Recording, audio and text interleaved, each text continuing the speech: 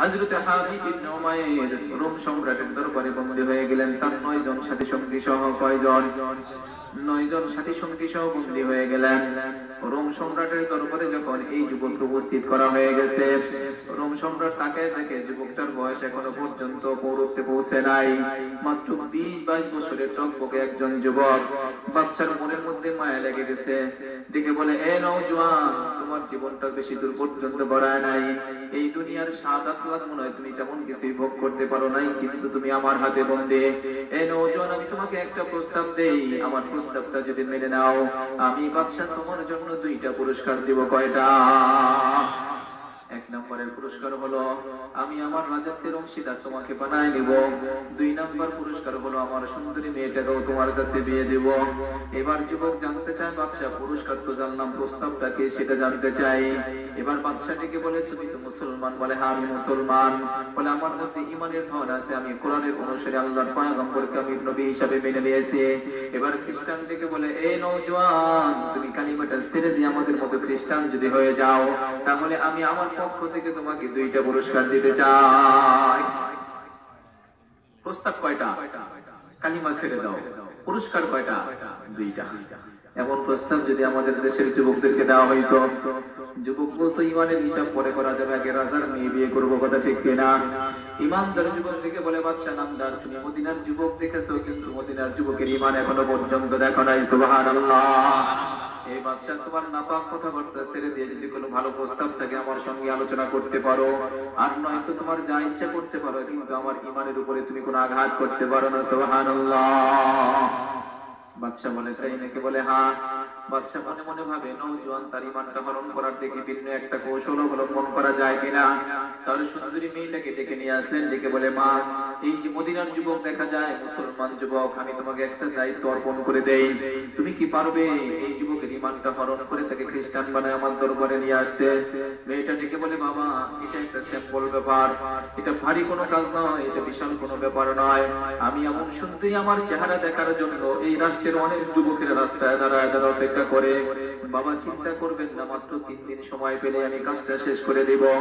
এবার বাদশার দরবার থেকে ওই সুন্দরী মহিলা যুবককে সাথে করে নিয়ে একটা কামরার মধ্যে তাকে বন্দী করে রাখা হয়। যুবতী মহিলা বিভিন্ন সময়ে তার দেহের অঙ্গভঙ্গি গুলো প্রদর্শন করে পেশ করে যুবকের সামনে, কখনো কখনো তার উজ্জ্বল দেহ প্রদর্শন করে, আর থেকে বলে, এ যুবক, তুমি একবার মাত্র তাকায় দেখো আমি সুন্দরী কত সুন্দর। যুবক তাকায় না, যুবক একবারের জন্য তাকায় না, সারাদিন রোজা রাখে, রাতের বেলা হয়ে গেলে নামাজে দাঁড়ায় যায়। 1 দিন পার হয়ে যায়, 2 দিন পার হয়ে যায়, কোনোভাবে যুবতীর দিকে তাকায় না।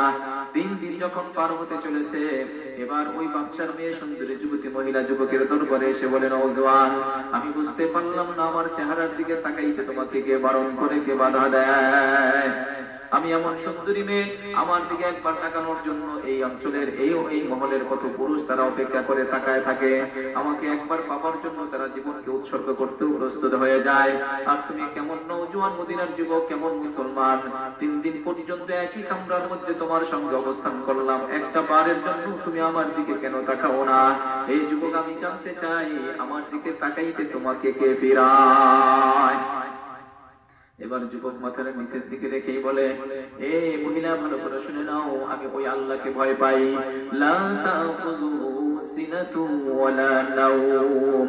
আমি এমন রবের গোলামি করি যেই রব ঘুমায় না, আমি এমন রবের গোলামি করি যেই রবের চোখকে ফাঁকি দিয়ে কোনো গুনাহ করা যায় না, আমি এমন মালিককে মালিক হিসেবে গ্রহণ করে নিয়েছি যেই মালিকের চোখকে ফাঁকি দিয়ে একটা গুনার কাজ করাও সম্ভব হয় না। কথা ঠিক কিনা? সুন্দরী মহিলা বুঝা ফেললো এই যুবকের ঈমান হরণ করা সম্ভব না। এবার মহিলা সেখান থেকে ফিরে যায়, বাবার কাছে রিপোর্ট পেশ করে বলে, বাবা, কার কাছে আমারে পাঠাইছো? ইলা আইনা আরসালতানি? ইলা হাদিদিন আও হাজারিন লা ইয়াকুলু ওয়া লা ইয়ানজুরু। আব্বা, আমাকে এমন ব্যক্তির কাছে পাঠাইছো, আমি তো মনে করি ওটা মানুষ না, যদি মানুষ হতো একবারের জন্য আমার দিকে তাকাইতো। 3 দিন 3 রাত পর্যন্ত তার সঙ্গে অবস্থান করলাম, একটা বারের জন্য আমার দেহের দিকে সে একবার ফিরা তাকায় নাই। আব্বা জান, আমি বুঝি না লোকটা মানুষ না পাথরের কোন খন্ড না লোহার টুকরা। সুবহানাল্লাহ বলেন। মুসলমান, আমরা দুনিয়ার ব্যাপারে বলো সফল, দ্বীনের ব্যাপারে না বলো, কিন্তু সফল হতে চায়।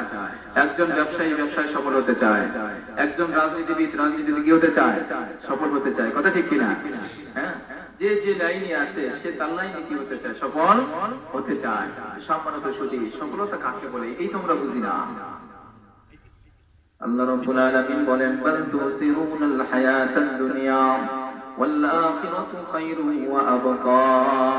এই দুনিয়ার মানুষেরা তোমরা দুনিয়ার সুখ শান্তিকে সফলতা ভাবতেছো, দুনিয়াতে একটা ভালো বাড়ি করবা এটা সফলতা ভাবতেছো, দুনিয়ার জীবনে একজন রাজনীতিবিদ হবা এটাকে সফলতা ভাবতেছো, দুনিয়ার জীবনে একজন বড় চাকরিজীবী হবা এটাকে সফলতা ভাবতেছো।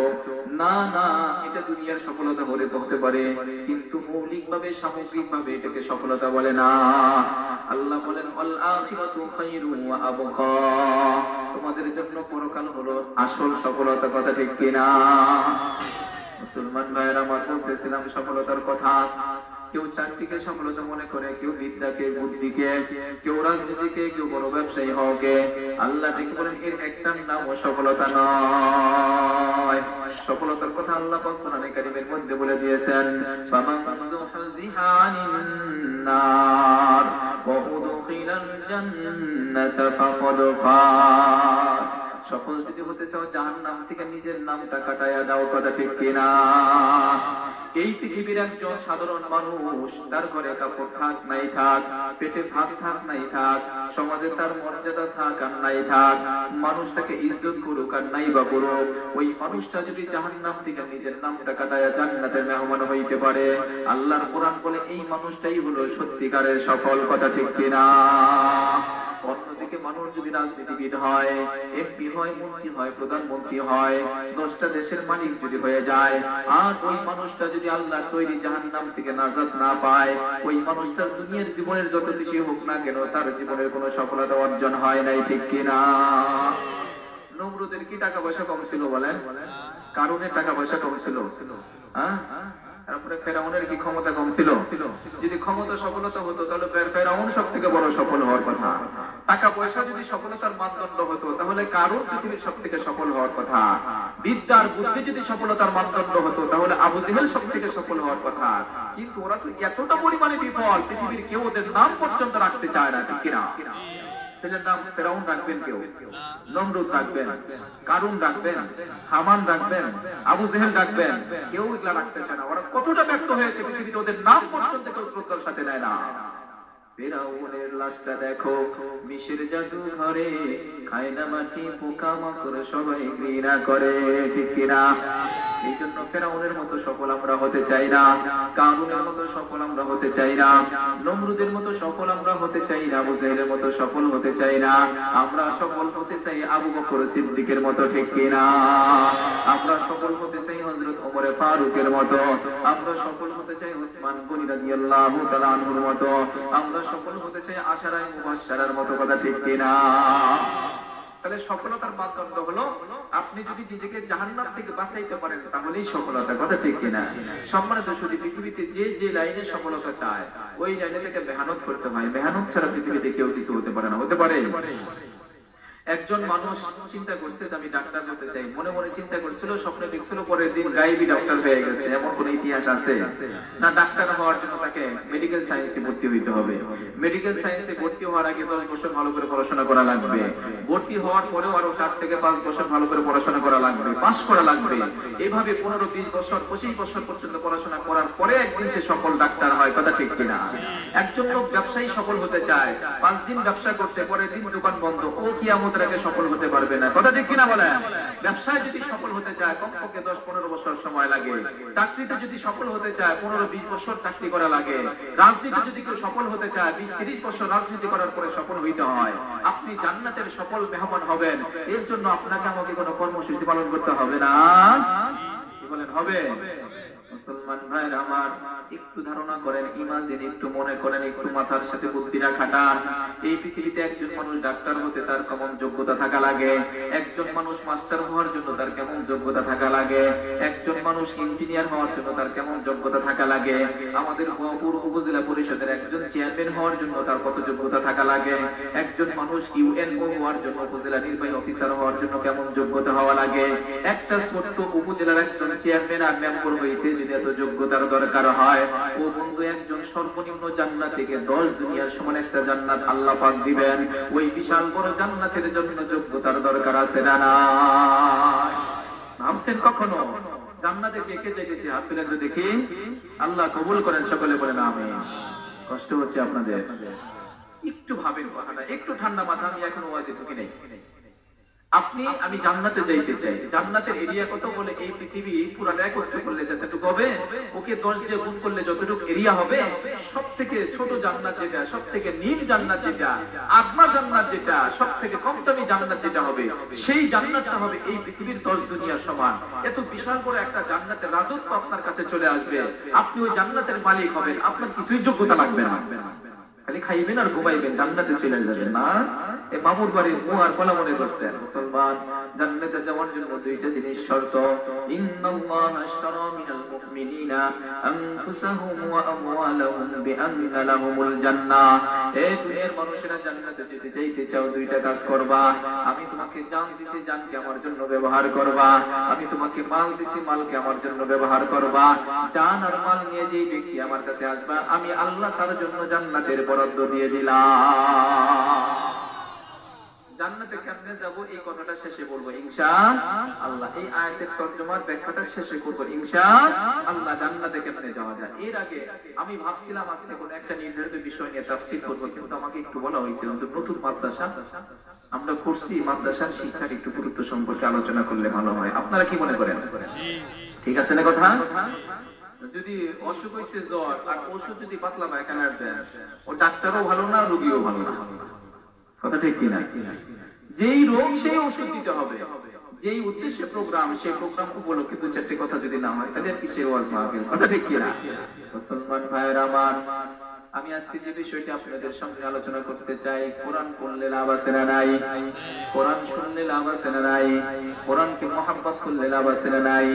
একটা বিষয়। আরেকটা বিষয় হবে এখানে যদি সময় পাই, জাগতিক বিদ্যা বনাম কোরআনের বিদ্যা, দুইটা বিদ্যার মধ্যে কোনটা শ্রেষ্ঠ? কথা বুঝতে পারছেন? সম্মানিত সুধী, একেবারে ঠান্ডা মাথায় 2 মিনিট একটা কথা শুনেন। আমার রাসূল সাল্লাল্লাহু আলাইহি সাল্লাম এই পৃথিবীতে যখন আসলেন, আরবে ওই যুগটাকে বলা হয় জাহিলিয়াত, জাহালাত, অজ্ঞতার যুগ, মূর্খতার যুগ। যে যুগে মানবতা ছিল অবহেলিত, অপেক্ষিত, জুলুম, অত্যাচার, অবিচার, অনাচার, অন্যায়, অপরাধ, সামাজিক কুসংস্কার, পৌত্তলিকতা, মদ্যপান, হত্যা, লুণ্ঠন, রাহাজানি, ব্যভিচার, ছিনতাই, অপহরণ, দাসপ্রথা, নারী নির্যাতন, শিশুকন্যাকে জীবন্ত পুঁতে ফেলার মতো জঘন্য ঘটনা ওই সমাজের সাধারণ ব্যাপার ছিল। ওইটার নাম ছিল জাহিলিয়া। কথা ঠিক কিনা? জাহিলিয়াতের যুগে মানুষ কি কিছু শিক্ষিত ছিল না? ছিল। কিছু মানুষ কি লেখাপড়া জানতো না? জানতো। তাদের কাছে কি বুদ্ধিমান ব্যক্তি ছিল না? ছিল। সবই ছিল, কিন্তু একটা জিনিস ছিল না, আসমানি শিক্ষা ছিল না। কথা ঠিক কিনা বলে? কোরআনের শিক্ষা ছিল না।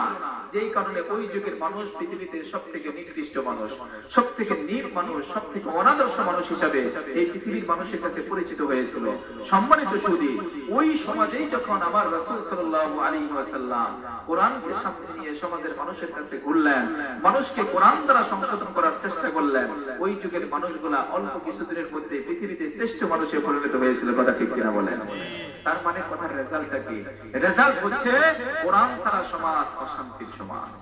কোরআন ছাড়া সমাজ, ওই সমাজের মানুষের কাছে শান্তি নাই, নিরাপত্তা নাই, সুখ নাই। ওই সমাজের মানুষের কাছে মানুষ তৃপ্তি নাই, স্বস্তি নাই, নিরাপত্তা নাই, থাকবে না যদি কোরআন না থাকে। কথা ঠিক কিনা? আরেকটা মেসেজ দিলেই বুঝবেন। রাসূল 17 বছর বয়সে একটা সংগঠন করেছিলেন, হিলফুল ফুজুল। এই সংগঠনের মাধ্যমে আমার পেয়ারা নবী সাল্লাল্লাহু আলাইহি সাল্লাম মক্কা থেকে মদ, সুদ, ঘুষ, জুয়া, ব্যভিচার, জিনা ইত্যাদি বন্ধ করার চেষ্টা করেছিলেন। এই 17 থেকে নিয়ে 40 বছর বয়স পর্যন্ত রাসূল নবুয়ত পেলেন 40-এ গিয়ে। কথা ঠিক কিনা? কোরআন আসতে শুরু করলো 40 বছর বয়সে। এই 17 থেকে 40 পর্যন্ত বয়স কত হিসাব হয় বলেন তো? কয় বছর? 23 বছর। কত সময়? এই 23 বছর রাসূল মেহনত করেছেন সংশোধন করার জন্য। কিছুই সংশোধন হয় নাই। মদও বন্ধ হয় নাই, জুয়াও বন্ধ হয় নাই, জিনাও বন্ধ হয় নাই, মারামারি বন্ধ হয় নাই, রক্তপাত বন্ধ হয় নাই, কিছুই বন্ধ হয় নাই। কিন্তু আবার রাসূল কারীম সাল্লাল্লাহু আলাইহি সাল্লাম যখন কোরআন আসার পরে কোরআনকে সামনে রেখে সমাজের কাছে, মানুষের কাছে কোরআনের প্রচার শুরু করলেন, কোরআন দ্বারা মানুষের আত্মার সংশোধনের চেষ্টা করলেন। এবার দেখা যায় 40 থেকে নিয়ে রাসূল বেঁচে ছিলেন 63 বছর বয়স পর্যন্ত। এখানেও সময় কিন্তু 23 বছর। এই 23 বছরের মধ্যে শুধু মক্কা থেকে নয়, শুধু মদিনা থেকে নয়, আরো মিশর থেকে নয়, গোটা দুনিয়া থেকে অশান্তি দূর হয়ে মানুষের ঘরে ঘরে শান্তির পায়রা পৌঁছে গিয়েছিল, কথা ঠিক কিনা? রেজাল্ট হলো কোরআন ছাড়া মেহনত করলে নবীজির পক্ষে সম্ভব হয় না সমাজকে সুন্দর করা, সমাজকে নিরাপদ করা, সুদ ঘুষ দূর করা, মানুষকে দুর্নীতি থেকে হেফাজত করা সম্ভব হয় নাই। সুতরাং কোরআন ছাড়া পৃথিবীর কোন মানুষ যদি দেশ ও জাতির জন্য তাদের আশীর্বাদকে প্রকাশ করে থাকে, শুধু প্রকাশই করবে, কোনোদিন বাস্তবায়িত হবে না। কেন? রাসূল পারেন নাই কি করতে? 23 বছর মেহনত করেছেন, কোরআন ছিল না, মানুষ আত্মশুদ্ধি লাভ করতে পারে নাই। আবার যখন কোরআনকে সামনে রেখে আমার রাসূল সাল্লাল্লাহু আলাইহি ওয়াসাল্লাম মেহনত শুরু করেছেন, গোটা দুনিয়ার ঘরে ঘরে শান্তি পৌঁছে গিয়েছিল, কথা ঠিক কিনা? মুসলমান ভাইরা আমার, কোরআন আজকে মানুষ সমাজে পড়তে চায় না। বিজাতীয়দের কথা কি বলবো, আমাদের সহযোগী ভাইদের অবস্থায় দেখে আজকের সমাজের মানুষ বাংলা পড়ে, ইংরেজি পড়ে, অঙ্ক পড়ে, রসায়ন, ভূগোল, পদার্থ সব পড়তে চায়, কিন্তু কোরআন কারীমের তেলাওয়াতের অভ্যাস মোটেও নাই, ঠিক কিনা? আমি বাস্তবমুখী কথা বলবো, আপনারা একটু হিসাবটা মিলায় দেখবেন। ওয়াজের দ্বারা যদি কিছু চিন্তার পরিবর্তন না হয়, চেতনার পরিবর্তন না হয়, আমলের পরিবর্তন না হয়, তো ওয়াজ দিয়ে লাভ নেই, কথা ঠিক কিনা বলেন?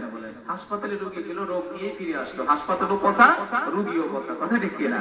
ওয়াজের মাহফিল থেকে কিছু যদি এখান থেকে অর্জন না হয়, তাহলে আলোচনার কি মাকসাদ হলো? সম্মানিত সুধী, আপনারা একটু চিন্তা করে দেখেন, আজ থেকে 20 বছর পূর্বে আমরা দেখেছি মায়েরা ঘরে বসে কাজ করতো, অনেক রান্না বান্না করতে হইতো, হাল চাষ করলে সেগুলা কামলার ঝামেলা ছিল, ধান সিদ্ধ করতে হইতো, শুকাইতে হইতো, বানতে হইতো, রানতে হইতো, কামলার খাবার দিতে হইতো, গরু ছাগল রাখতে হইতো, 12 মাসে 13 ফসল সারতে হইতো। এরপরও পোলাপান আগের সময় বেশি হইতো, 8-10 জন করে পোলাপানও থাকতো, কথা ঠিক কিনা? আমরাই মাত্র 9 জন, মাত্র 9 জন। এখন তো বলে একটা হলে 2টার বেশি নয়, একটা হলে ভালো হয়। তাহলে এখন সন্তানের ঝামেলাও আগের চাইতে কম। তাহলে ওই সময় প্রতি বছরই কোলে দিয়ে একটা করে ছোট বাচ্চা মানুষের থাকতো, 12-13 বছর পর্যন্ত থাকতোই কোলে। তাহলে দেখেন, আমরা ওই সময় লক্ষ্য করেছি 15 দিন না হতেই দেখা যেত মায়েরা, দাদিরা, নানিরা একটা বাচ্চাকে দিয়ে পাঠায় মসজিদে ইমাম সাহেবের কাছে, যাও হুজুরের কাছে গিয়া বলবা হুজুর যেন কি করে আমার খতমটা বকশায় দেয়, আমার আত্মীয় স্বজনের জন্য যেন এটা রোহের মাগফিরাত করে দেয়। বলতো কি বলতো না? না হলে ন্যূনতম 1 মাসের মধ্যে একটা রিপোর্ট তারা করে দিত, যাও হুজুরের কাছে গিয়া আমার এই সংবাদ পৌঁছাবা, অথবা হুজুরকে বাড়িতে দাওয়াত করে না, আমি একটা খতম করছি, কোরআনের খতম, দোয়া করে দেয়। বলতো কি বলতো না? এত কাজ থাকার পরেও তারা খতমে কোরআন না হলে 15 দিনে, না হলে 1 মাসে করতো। আজকের সমাজে মা বোনদের হাতে কাজ আগের চাইতে বেশি না কম? এখন কি ধান সিদ্ধ করার ঝামেলা আছে? নাই। এখন কি ধান শুকানোর ঝামেলা আছে? সেটাও নাই।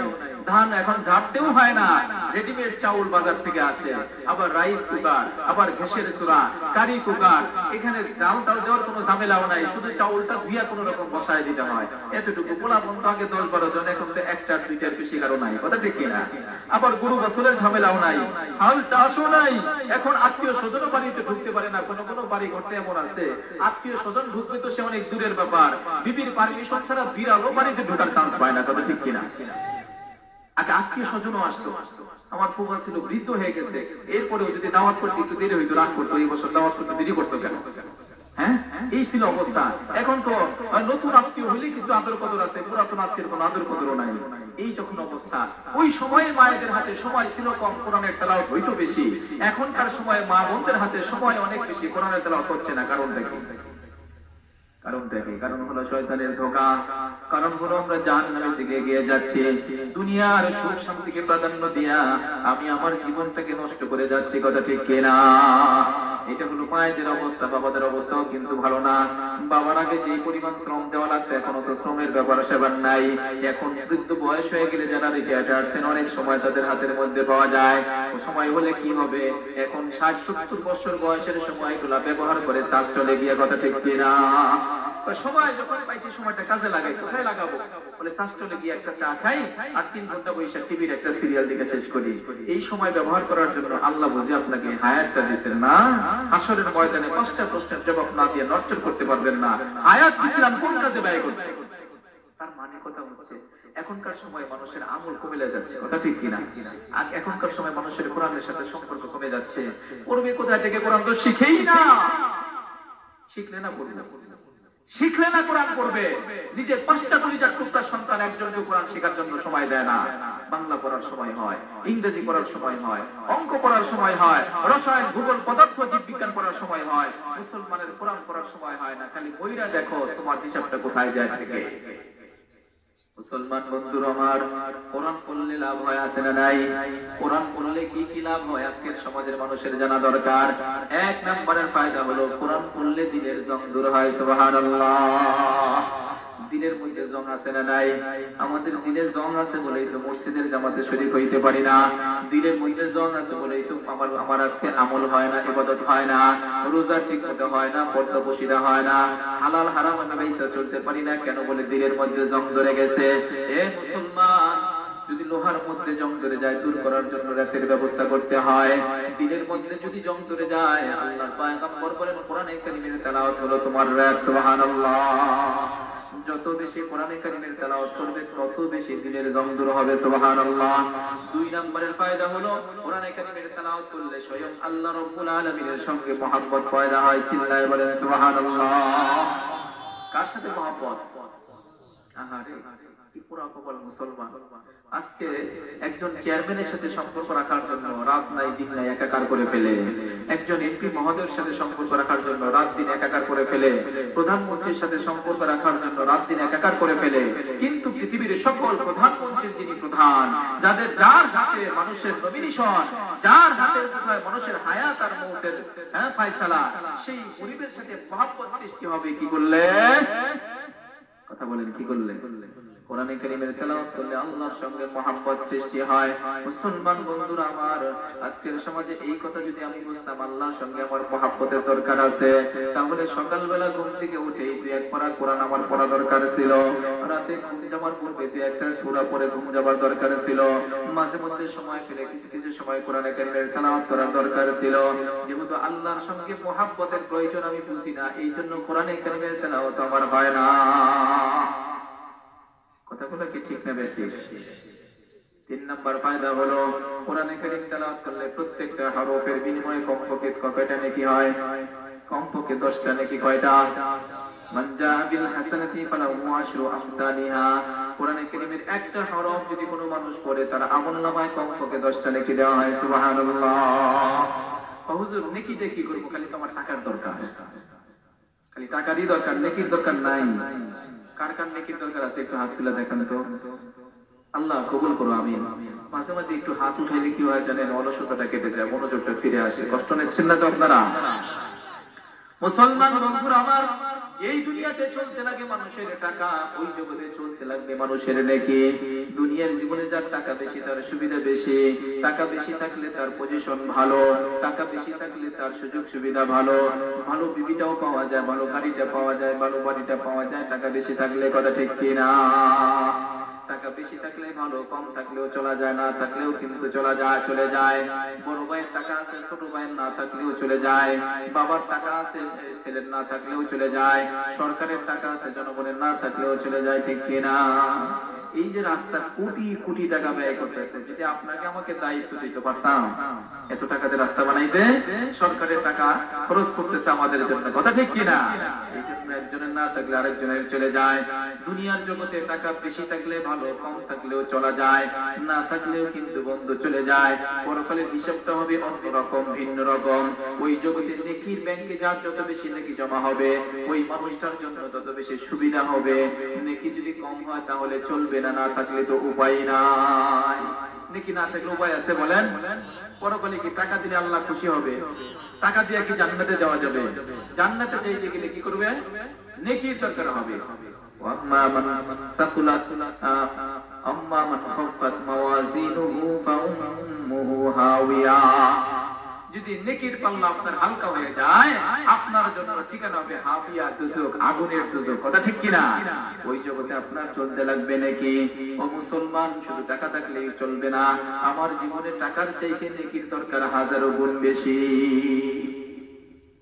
হাসরের ময়দানে এক যুবকের একটা নেকি দরকার। কয়টা নেকি? একটা নেকি হলেই পার। আল্লাহ একটা নেকির জন্য আজকে জাহান্নামে যায়। দুনিয়ায় তো কত বন্ধু বান্ধব ছিল, কতজনের কত উপকার করছি, কত ধার কর্য দিছি, আমার একটু সময় দাও, একটু দেখি বিপদে মুক্তির ব্যবস্থা করা যায় কিনা। যুবক খুঁজতে খুঁজতে বাবার সঙ্গে দেখা হবে, বাবা আমি তোমার সেই আদরের ফোঁটা, একটা মাত্র নেকির দরকার, আমার মুখে হাসি ফোটাবার জন্য মোটর সাইকেল কিনা দিচ্ছে কলেজে যেতে, ঠিক কিনা? আমার মুখে হাসি ফোটাবার জন্য ঈদের দিনে তুমি পুরাতন কাপড় পরিধান করে আমাকে নতুন জামা পরাইছো, বাবা আমি তোমার সেই আদরের ফোঁটা, আজকে বড় মুসিবতে পড়ে গেলাম, একটা নেকি হলে বিপদ মুক্তির ব্যবস্থা হয়, বাবা একটা নেকি কি আমাকে দেওয়া যায়? মুসলমান ভাইরা আমার, বাবা সেদিন দেখি বলবে, খোকা ওইটা ছিল দুনিয়ার বাজার, আজকে হলো পরকালীন বাজার। পরকালের বাজারে ধার করার কোনো সিস্টেম নাই। আজকের জীবনে তোমাকে আমি কোনো উপকার করতে পারলাম না। সন্তান খুঁজতে খুঁজতে নিজের মায়ের সঙ্গে দেখা হবে, মাকে থেকে বলবে, মা আমি তোমার সে আদরের খোকা, আমার জীবনে আজকে বড় বিপদ, একটা মাত্র নেকির দরকার, আমাকে 10 মাস পেটে ধারণ করেছো, 2 বছর দুধ পান করাইছো, আমার কত প্রস্রাব পায়খানা নিজ হাতে তুমি পরিষ্কার করেছো, কত রাত তোমার ঘুমকে নষ্ট করেছি, কোনোদিন আমাকে রাগ করে ফেলে দাও নাই, আমার মুখের হাসি দেখার জন্য হাজারো কষ্ট তুমি স্বীকার করে নিয়েছো, ও মা আজকের বিপদের মুহূর্তে একটা মাত্র নেকির দরকার দেওয়া যায় কিনা? মা বলবে, খোকা ওইটা ছিল দুনিয়ার বাজার, আজকে হইল পরকালীন বাজার, মাও সেদিন নেকি দিবে না, ঘুরতে ঘুরতে সকল জায়গায় ফেল হয়ে যাবে। ও বন্ধু, এই কথা কিন্তু আমার কথা নয়, আল্লাহর কোরআনে বলেছে, কথা ঠিক কিনা? ইয়াউমা ইয়াফিরুল মারউ মিন আখিহি ওয়া উম্মিহি ওয়া আবিহি ওয়া সাহিবাতিহি ওয়া বানিহি। সেদিন কেউ কাউকে পরিচয় দিবে না, কেউ কারো সাহায্য সহযোগিতা করবে না। ওই দিন যেই জিনিসটা আপনার কাজে আসবে ওইটার নাম হলো নেকি, ঠিক কিনা? মুসলমান ভাইরা আমার, শুধু টাকাই আমরা চিনলাম, নেকি এখনো পর্যন্ত চিনতে পারলাম না। দুনিয়ায় কতক্ষণ থাকবো, কত টাকার দরকার, পরকালে কতক্ষণ থাকবো, কত নেকির দরকার, হিসাবটা করার দরকার না? আল্লাহর পয়গম্বর বলেন, ও সাহাবীরা বলো দেখি দুনিয়ার হায়াত কত, পরকালীন হায়াত কত? সাহাবায়ে কেরাম বলে, ইয়া রাসূলুল্লাহ আপনার কাছ থেকেই জানতে চাই। আল্লাহর পয়গম্বর বলেন, এ সাহাবীরা তোমাদের কেউ যদি সমুদ্রের মধ্যে হাতের আঙ্গুলটা ডুবায় দেয়, সেখান থেকে যদি আঙ্গুলটাকে বের করে নিয়ে আসে কি পরিমাণ পানি দেখা যাবে? সাহাবায়ে কেরাম বলে 1-2 ফোঁটা পানি।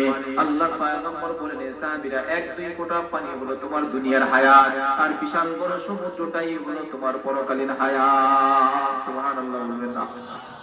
তাহলে দুনিয়ার হায়াত কত ছোট। অনেক মানুষ মায়ের পেট থেকেই বিদায়, হওয়ার পরেই বিদায়, শৈশবে বিদায়, কৈশোরে বিদায়, না হলে যৌবনে, না হলে বার্ধক্যে। 100 বছরের বুড়া কেউ আছেন এখানের মধ্যে? 100 বছরের বুড়া একটাও নাই। তাহলে 100 বছর আগে আমরা কেউ ছিলাম না, 100 বছর পরে কেউ থাকতে পারবে না? স্যার 100 বছর পরে কেউ থাকবে না, তার মানে দুনিয়ার সাথে আমার সম্পর্ক অল্প দিনের, কথা ঠিক কিনা? মুসলমান ভাইরা আমার, দুনিয়ার এত অল্প সময় থাকতে যদি এত টাকার দরকার হয়, ওই পরকালের এত লম্বা সময় থাকতে আমার কত নেকির দরকার। রাত্রি 2টা বাজে যখন আমরা বাস স্ট্যান্ড থেকে যাই মাহফিল কইরা, সিএনজি কয়েকটা বসে রয়েছে, ওরা বলতে নেকির জন্য বসে রয়েছে, কথা ঠিক কিনা? নেকির জন্য না, কিসের জন্য বসে রয়েছে? টাকার জন্য। দেখছেন পাবলিক টাকা কেমন চেনে? টাকা চিনলেই শুধু হবে না, নেকিরও দরকার আছে, কথা ঠিক কিনা? এই জন্য মুসলমান ভাইরা আমার, কোরআনে কারীম তেলাওয়াত করলে প্রত্যেক হরফের বিনিময়ে কমপক্ষে 10 নেকি দেওয়া হয়। আল্লাহ পয়গম্বর বলেন, মান করা হরফান মিন কিতাবিল্লাহি ফালাহু বিহি হাসানা ওয়াল হাসানাতু বিআশরি আমসালিহা লা আকুলু আলিফ লাম মিম হারফুন বাল আলিফু হারফুন ওয়াল লামু হারফুন ওয়াল মিমু হারফুন আও কামা ক্বালা আলাইহিস সালাতু ওয়াস সালাম। একটা হরফ পড়বা কমপক্ষে 10টা নেকি। রাসূল ভাঙ্গে ভাঙ্গে আমাদেরকে বলেন, এই আমার উম্মত তোমরা ভাইবো না, আলিফ লাম মিম সবগুলামে একটা হরফ না, না এইখানের মধ্যে আলিফ একটা হরফ, লাম একটা হরফ, মিম একটা হরফ। যখন আমার কোন উম্মত আলিফ লাম মিম পড়ে ফেললো, তখন সঙ্গে সঙ্গে তার আমলনামায় 330 নেকি লেখা হয়ে যায়। সুবহানাল্লাহ।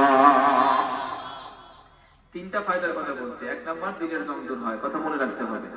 2 নাম্বার হলো আল্লাহর সাথে মহব্বত সৃষ্টি হয়। 3 নাম্বার হলো প্রত্যেক হরফের বিনিময়ে কমপক্ষে কয় নেকি?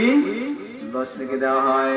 4 নাম্বার ফায়দা হলো বড় বড় মুসিবত থেকে আল্লাহ পাক কোরআনে কারীমের তেলাওয়াতকারীকে হেফাজত করেন। সুবহানাল্লাহ। বড় বড় মুসিবত থেকে আল্লাহ হেফাজত করেন কোরআনের খাতিরে। অনেক ঘটনা আছে, আপনারা অনেক সময় ফেসবুক ইন্টারনেটে দেখে থাকবেন, ঘরে আগুন ধরে সব পুড়ে গেছে কিন্তু কোরআনের একটা কপিও পুড়ে নাই, ঠিক কিনা? সমুদ্রে সব ডুবে গেছে কিন্তু কোরআন ডুবে নাই, আছে না? মুসলমান ভাইয়ের আমার একটা ঘটনার কথা মনে পড়ে গেল। ইবনে বতুতা রাহমাতুল্লাহি আলাইহি বিখ্যাত পর্যটক, তিনি এই ঘটনা উল্লেখ করেছেন। তিনি মালদ্বীপে আসার পরে তিনি অনুসন্ধান করলেন মালদ্বীপ এমন একটা দ্বীপের মধ্যে এত মুসলমান কেমনে হয়, কোথায় থেকে, কার আঙ্গনে কার দাওয়াতে এত মানুষ মুসলমান হয়, অনুসন্ধান করতে লাগলেন। অনুসন্ধান করতে করতে এক সময় তিনি তথ্য পেয়ে গেলেন। তথ্যটা কি ছিল? বলে আরব থেকে একটা জাহাজ এইদিকে ব্যবসার উদ্দেশ্যে সমুদ্র পথে ভ্রমণ করতেছিল। হঠাৎ করে সমুদ্রের কবলে পড়ে, ঝড়ের কবলে পড়ে সমুদ্রের মধ্যে জাহাজটা ডুবে যায়। জাহাজের সকল আরোহী গুলাও ডুবে যায়, কিন্তু জাহাজের মধ্যে একজন আরোহী ছিল হাফেজে কোরআন, তার নাম ছিল হাফেজ আবুল বারাকাত। আল্লাহ রাব্বুল আলামিন হাফেজ আবুল বারাকাতকে ডুবান নাই। সব মানুষ ডুবে গেছে, সব যাত্রীরা ডুবে গেছে, হাফেজ আবুল বারাকাতকে আল্লাহ পাক ডুবান নাই। হাফেজ আবুল বারাকাতকে আল্লাহ রাব্বুল আলামিন সমুদ্রের কিনারে জীবন্ত পৌঁছায় দিয়েছেন। সুবহানাল্লাহ। সমুদ্রের কিনারে এসে একজন বৃদ্ধা মহিলা এই নবন্ন একজন অচেতন যুবককে পেয়ে তিনি তার বাড়িতে নিয়ে তাকে সেবা দিয়ে সুস্থ করে গড়ে তুললেন। কিন্তু যুবকের তো এখান থেকে বের হয়ে যাওয়ার কোনো রাস্তা নাই, সে তো রাস্তা কাটছিল না। বাধ্য হয়ে তিনি বৃদ্ধা মহিলার বাড়িতে অবস্থান করতে লাগলেন। কিছুদিন পার হতে হতে এক সময় দেখা গেল হঠাৎ করে একদিন বিকেল বেলা যুবক যখন তার বৃদ্ধা মহিলা তার মায়ের কাছে আসছে, আসার পরে দেখে বৃদ্ধা মহিলাও কাঁদে, তার যুবতী একজন বোন ছিল সেও কাঁদে। যুবক জিজ্ঞাসা করে, ও মা কেন কাঁদেন, কোন মুসিবত কিনা, কোন বিপদ কিনা? এবার বৃদ্ধা মহিলা ডেকে বলে, বাবা কি বলবো দুঃখের কথা, আজকে আমার এই মেয়েটার জীবনের শেষ দিন। যুবক বলে, মা কি ব্যাপার, শেষ দিন কেন? সে কি এখন